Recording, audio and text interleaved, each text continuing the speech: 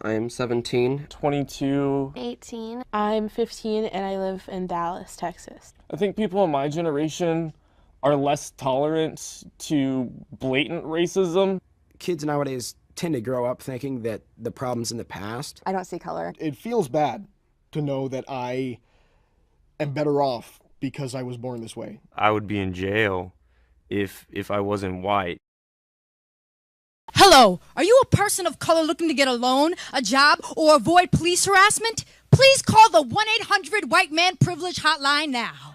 Our roster of white men will come to your rescue in almost any situation. Avoid redlining. We can co-sign your mortgage, help you hail a cab downtown, and stop store managers from following you. At job interviews, we can give you that special seal of approval. Our white men will vouch for your intelligence, and you won't even have to remove your dreadlocks. All right, Jamal?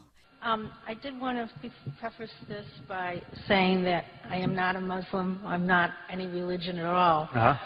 But it bothered me when you were talking about Islam being not a religion of peace. Muhammad was a very peaceful man. No, he wasn't. Yes, well, you read, No, yes, no. and he had a great respect for women. You can't believe in equal rights and not be prepared to be called a feminist, because that is what it is. I hate to break it to you, but that's what it is. You believe in equal rights, you're a feminist. You don't, you're an asshole. Is it really that hard to understand? People of color have to deal with racial microaggressions every single day. So microaggressions are those little unintentional insults that basically see people of color as stereotypes. Which got me thinking, what if white people had to deal with racial microaggressions? So like, where are you from? No, like, where are you really from? Why don't you have an accent?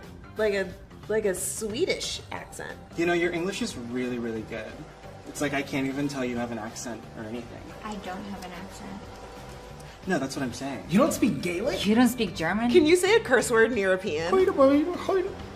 You know, like, what does that even mean? Hey, Connor, you know about NASCAR stuff, right? Can you take a look at this? Can you teach me how to line dance? Play the banjo? Act entitled in the supermarket. I love white food. No real flavor to it. Never an upset tummy. You're so exotic. How do you get your hair like that? I love how it's so limp. Ew, why does it feel like that? Oh my god, so it just does that? No, you are really pretty for a white girl. Your eyes are so round. My short skirt is about discovering the power of my lower calves, about cool autumn air traveling up my inner thighs, about allowing everything I see or pass or feel to live inside of me.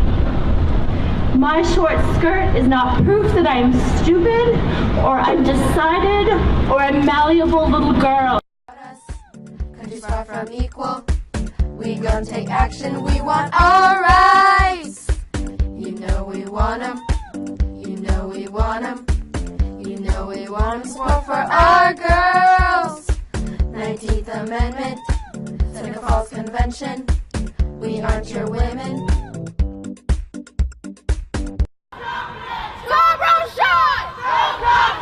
No more dialogue! We want action! No more dialogue! We want action! I was in a class this week called Intro to Latino Studies, and we learned about institutionalized racism, and a white male walked out of the room because he has the privilege, the luxury, to not know what everybody around you, look around you, all these people face on a daily basis. My pronouns are not preferred. They're not a preference. They're mandatory for interaction with me. I do not expect everyone in the world to understand my identity. I barely understand my identity myself. You don't have to understand someone to respect them or their wishes. So I don't have to understand what it is to be a black person to speak respectfully to black people. I'm pretty sure that you can do the same for trans people, specifically non-binary people. We are not new, we are not trendy, we are not interesting or something that you can fetishize or try to, you know, just fucking it's just off. Just shut the fuck up. Change your language. Like, no one is female bodied. No one is born a girl. No one is any of that. Like, we are assigned genders at birth by doctors who look at us and see certain types of genitalia and decide what our identity will be from there on out. That's an act of violence. That should be stopped. That's not my fucking fault that happened. I guess that's it, honestly. Just stop. Like, none of this is preferred, none of this is opinion, it's facts. These are facts that you need to get used to because you share a space with us, you live in the same world as us, we're getting massacred and killed, we're in a state of emergency, the least you could fucking do is not misgender me. How's that sound? Your camera, all I did was put it in front of your camera, and I can put it in front of your camera as much as I want. I can put it in front of your camera as much as I want. I'm not touching you. I can speak to you just like this as much as I want to. You're here to incite violence. You're here to incite violence against brown bodies and black bodies. You're here to incite violence against brown bodies and black. I love all of the signs. Oh my God, this is amazing. Hold your signs up. We gotta make this happen. We gotta post this. I love it. Yes. Yes. Are you guys out there taking selfies? Are you making friends?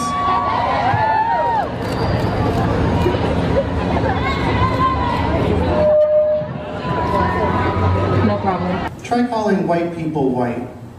One of the things that will happen is that a lot of white people will call you racist. What's really going on is they want you to protect them from never having to think about race. That's protecting their privilege. The privilege to walk through life whistling and not having to think about it.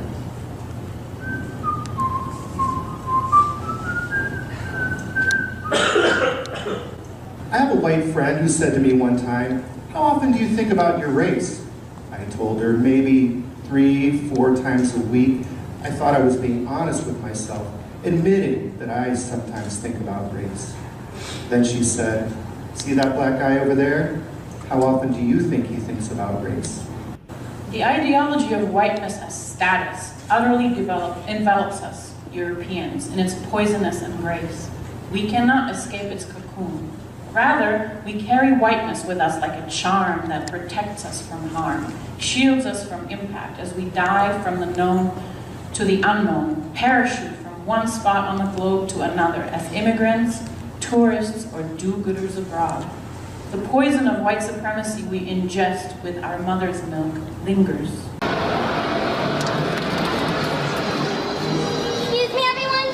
Can I ask you to listen to me for a minute, please? I have a little girl. She was very abused for her entire life. She was terrified. She has a very determined look in her eyes wherever she goes. And she was hurt and abused her entire life because of this establishment and because of establishments like it. She was locked away. She was hidden. She had nobody there for her. She was crying. She was scared every single moment. And because her usefulness had run out, she was going to be killed. Someone was going to murder her. And I can see you smiling, and I can see you laughing, but to her this is not funny. I went in there with other humans, and I took her out of there. And if I hadn't, she wouldn't be with me right now. She would be gone, just like all of her sisters, just like everybody who we left behind. And I'm here to tell you today that all of those other girls and everyone who we left behind, they just wanted to live too. And they deserve their lives. And right now, their eggs and their milk and their bodies are on plates inside this restaurant. And that is so unfair to them. My little girl's name is Snow. And every time you see someone eating somebody else's eggs or somebody else's body, you are going to remember her name. Her name is Snow. She's a beautiful little girl and she just wants to live. This isn't food. It's violence.